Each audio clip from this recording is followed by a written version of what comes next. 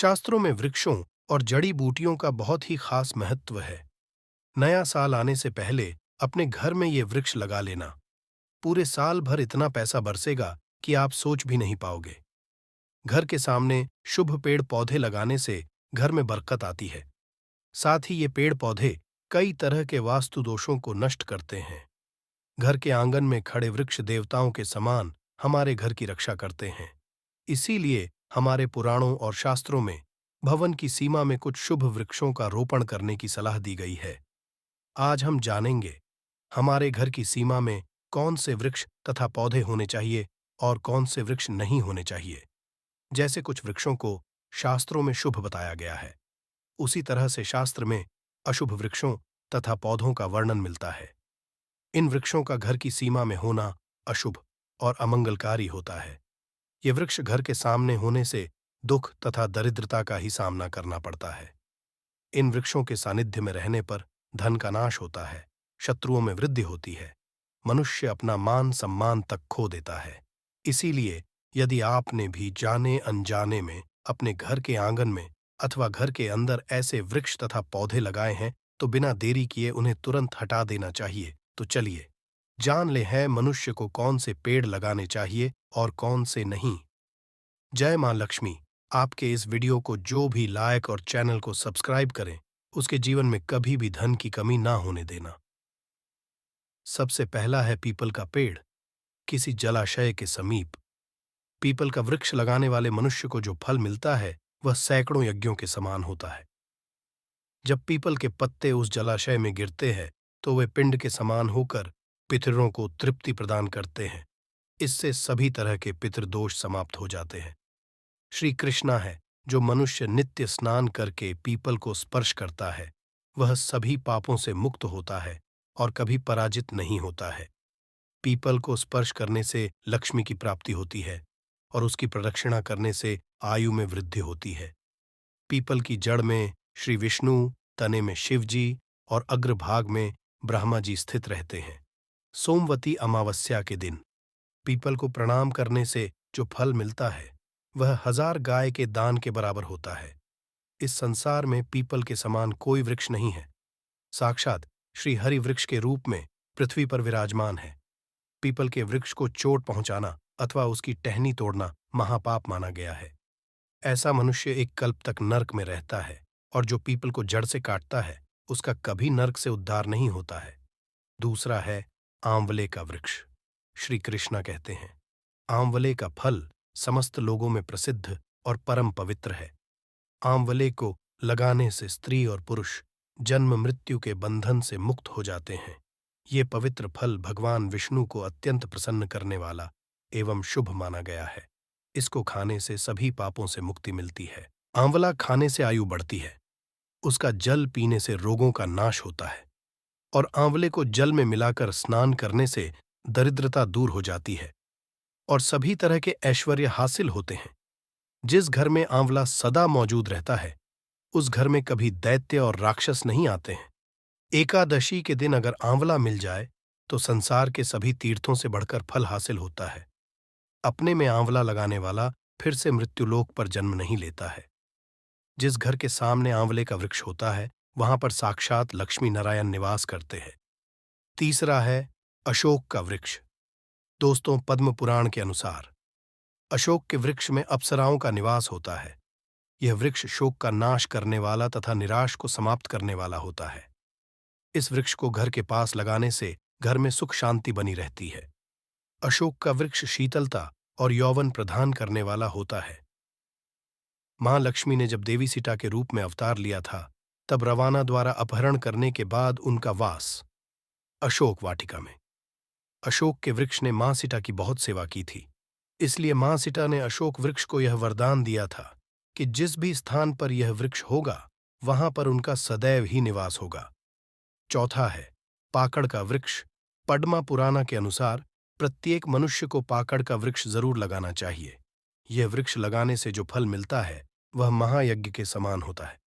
कल युग में मनुष्य यज्ञ नहीं कर पाएंगे, इसीलिए उन्हें एक पाकड़ का वृक्ष जरूर लगाना चाहिए। पांचवा है नियम वृक्ष। पद्मा पुराना के अनुसार नियम का वृक्ष लगाने से सूर्यादेव प्रसन्न होते हैं। नियम का वृक्ष आयु प्रदान करने वाला माना गया है। इसे घर के पास लगाने से नाना तरह के रोगों से छुटकारा मिलता है। माँ लक्ष्मी को नियम के पत्ते अत्यंत प्रिय होते हैं, इसीलिए वह नियम के वृक्ष के पास निवास करती है। घर के सामने नियम के वृक्ष का रोपण करने से धन संपत्ति की प्राप्ति होती है। छठा है जामुन का वृक्ष। यदि कोई मनुष्य कन्या प्राप्ति की कामना करता है तो उसे जामुन का वृक्ष जरूर लगाना चाहिए। पद्म पुराण के अनुसार जिस मनुष्य के घर के सामने जामुन का वृक्ष होता है, उसके घर में कन्या का जन्म होता है, जो कुल का गौरव बढ़ाती है। सातवां है बेल का वृक्ष। पद्म पुराण के अनुसार बेल के वृक्ष में भगवान शिवा और गुलाब में देवी पार्वती का निवास है। इसीलिए अगर बेल के वृक्ष के पास गुलाब का पौधा लगाया जाए तो शिवा पार्वती का आशीर्वाद हासिल होता है। उस घर में कभी दुहक नहीं आती, उस घर में कभी अकाल मृत्यु नहीं होती और कोई स्त्री विधवा नहीं बनती। आठवां है नारियल का पेड़। नारियल का पेड़ लगाने से पुरुष अनेक स्त्री का पति बनता है। नारियल किसी भी धार्मिक अनुष्ठान का आवश्यक अंग होता है। ये अत्यंत शुभ माना जाता है।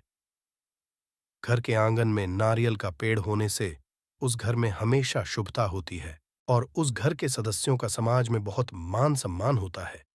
सुंदर पत्नी की कामना करने वाले मनुष्य को अनार का वृक्ष लगाना चाहिए। पलाश का पेड़ ब्रह्मा तेज प्रदान करता है, इसीलिए इसका रोपण जरूर करना चाहिए। वृद्धि और संतान प्राप्ति की कामना करने वाले मनुष्य को अंकोल का वृक्ष जरूर लगाना चाहिए। अगर मनुष्य किसी बीमारी से पीड़ित है तो उसे खैर का वृक्ष लगाना चाहिए। खैर का वृक्ष लगाने से बड़े बड़े रोग नष्ट हो जाते हैं। ये वृक्ष आरोग्य प्रदान करने वाला होता है। कुंद अर्थात मोगरे के पेड़ में गंधर्व निवास करते हैं, इसीलिए इस पौधे का रोपण अपने घर के पास करने से कार्यों में सिद्धि और शुभ फलों की प्राप्ति होती है। खासकर कला के में काम करने वाले लोगों को यह पौधा जरूर लगाना चाहिए।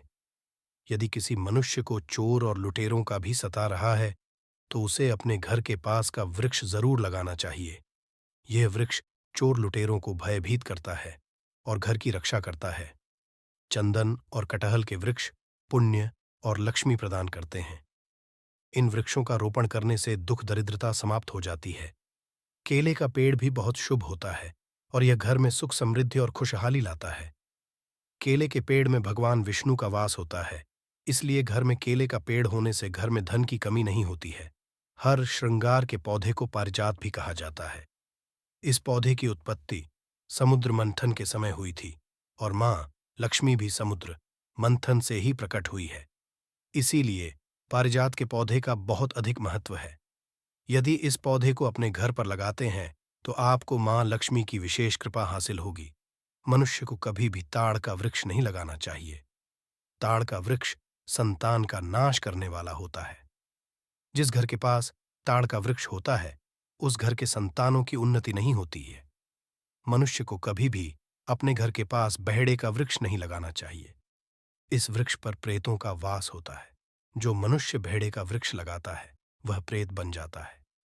इसके नीचे बैठकर कभी पूजा पाठ भी नहीं करना चाहिए।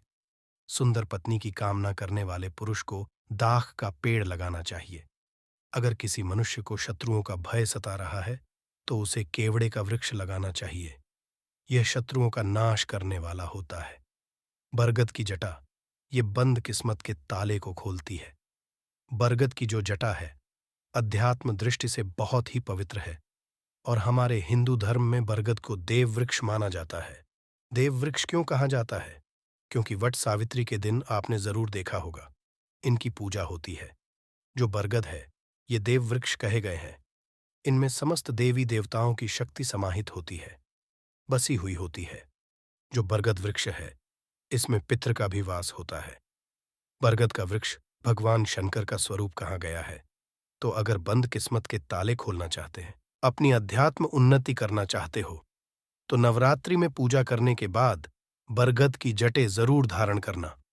बरगद की जटा धारण करने के बाद आपको 20 से 25 चमत्कारिक फायदे मिलते हैं, जो कि मैं वीडियो में आप लोगों को पिछले वाले वीडियो में बता चुका हूं। वो वीडियो जा करके आप देख सकते हैं। सफेद मदार की जड़। अब सफेद मदार की जड़ क्यों धारण करनी चाहिए? जो मदार है सफेद कलर की। ये भगवान गणेश जी के स्वरूप कहे गए हैं। और मैं हर दिन वीडियो में बोलता हूँ और आज भी बता रहा हूँ, जो 11.5 वर्ष पुरानी सफेद मदार की जड़ होती है, ये भगवान गणेश की सूंड की आकृति ले लेती है। आपने कई मंदिरों में देखा होगा, गणेश जी बनाए जाते हैं। मदार के जो गणेश जी है, इन्हें बहुत ही ज्यादा फलकारी कहा गया है। ये तत्काल अपना फल प्रदान करते हैं। भगवान गणेश जी को रिद्धि सिद्धि शुभ लाभ के स्वामी कहे गए हैं। तो अगर आप रिद्धि सिद्धि शुभ लाभ, धन वैभव हासिल करना चाहते हैं, तो मदार की जड़ नवरात्रि में ले आना। इसकी 2 से 5 दिन 9 दिन तक पूजा कर देना। इसके बाद 10वीं तिथि को धारण कर सकते हैं, पहन सकते हैं। इसमें आपको बहुत ही ज्यादा लाभ मिलेगा। जो मदार है, ये भगवान गणेश जी के स्वरूप कहे गए हैं। और मदार धारण करने के बाद नवग्रह की जो पीड़ा होती है, समाप्त हो जाती। खासकर जो बुध ग्रह आपको गलत परिणाम दे रहे हैं, तो गलत परिणाम देना बंद कर देते हैं दोस्तों। अंतिम में आते हैं अपराजिता। अपराजिता क्यों धारण करना चाहिए? जो अपराजिता है, इसके पुष्प माता लक्ष्मी को अत्यंत प्रिय है। अपराजिता के पुष्प माता लक्ष्मी को बहुत ही ज्यादा प्रिय है। और अधिकतर लक्ष्मी पूजा में अगर आप माता लक्ष्मी को प्रसन्न करना चाहते हैं, चाहकर भी माता लक्ष्मी आपके द्वारा पे नहीं आ रही है, परेशान हो चुके हैं, जिसके कारण जो दैनिक स्थिति है, खराब हो चुकी है, तो अपराजिता नाम का जो पौधा है, इनकी जड़ धारण करें। इसे चांदी के ताबीज में धारण करने के बाद फिर लक्ष्मी की कृपा हासिल होनी शुरू हो जाती है। बंद किस्मत के ताले खुल जाते हैं। नौकरी चाहिए, नौकरी की प्राप्ति हो जाएगी। मतलब कि बंद किस्मत के ताले को खोलने का काम करता है। आपकी अध्यात्म उन्नति करते हैं। मानो या ना मानो, धर्म अपनी जगह है, जड़ी बूटी की शक्तियां अपनी जगह, आप माने या ना माने, वो अपनी जगह है। जो लोग मानते हैं, देखिए, टोने की दुनिया में विश्वास होना जरूरी है। जो लोग मानते हैं, उनके लिए भगवान है। जो लोग नहीं मानते, तो पत्थर समझते हैं। मतलब कि भगवान आपके सामने भी खड़े हो तो भी पत्थर तुल्य है।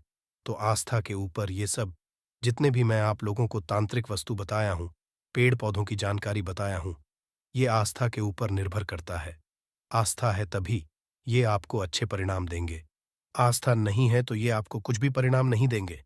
तो अपना भाग्य परिवर्तन करने के लिए, अपनी किस्मत में होते हुए देखने के लिए, अपनी अध्यात्म उन्नति करने के लिए ये जड़ जरूर धारण करें। सदा आपको सुरक्षा ये प्रदान करेगी। ये जड़ मित्र की भांति मदद करती है, आपका हमेशा साथ देती है। तो ये छोटी सी जानकारी, अगर आप माता रानी को अपने घर पर बुलाना चाहते हैं, तो कमेंट में लिखें, माता रानी आपका स्वागत है हमारे घर में।